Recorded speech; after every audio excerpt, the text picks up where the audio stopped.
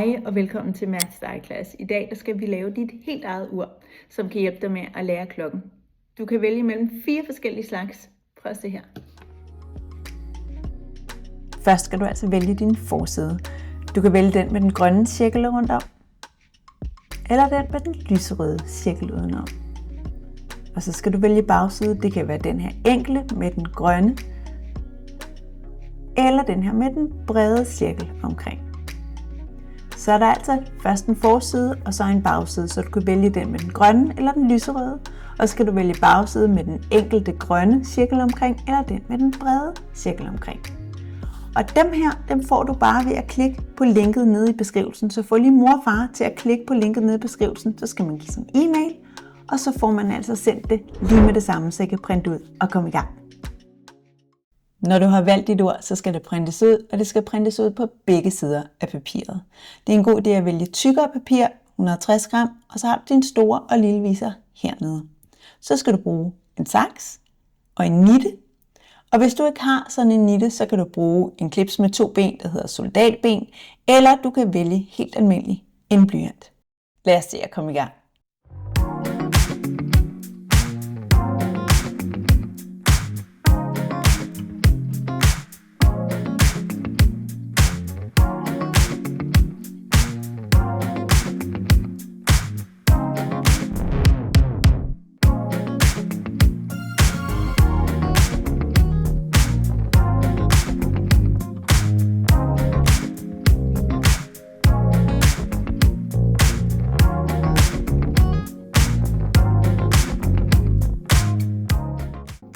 Hvis du vælger at bruge blyanten, så skal du altså gøre sådan her. Du tager et papir ned under, stikker blyanten imellem de 2 første huller, ned i det andet hul, og så kan du altså dreje den rundt.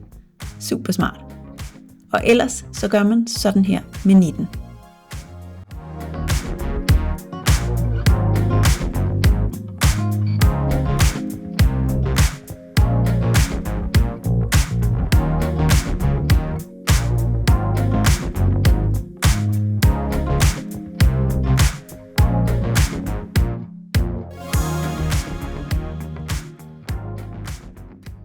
Mega fedt. Nu har du altså fået lavet dit helt eget ur med Herr Poppen og Miss KK på.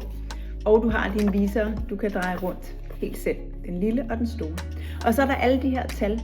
Og hvordan bruger man egentlig det? Det skal vi se på i næste video.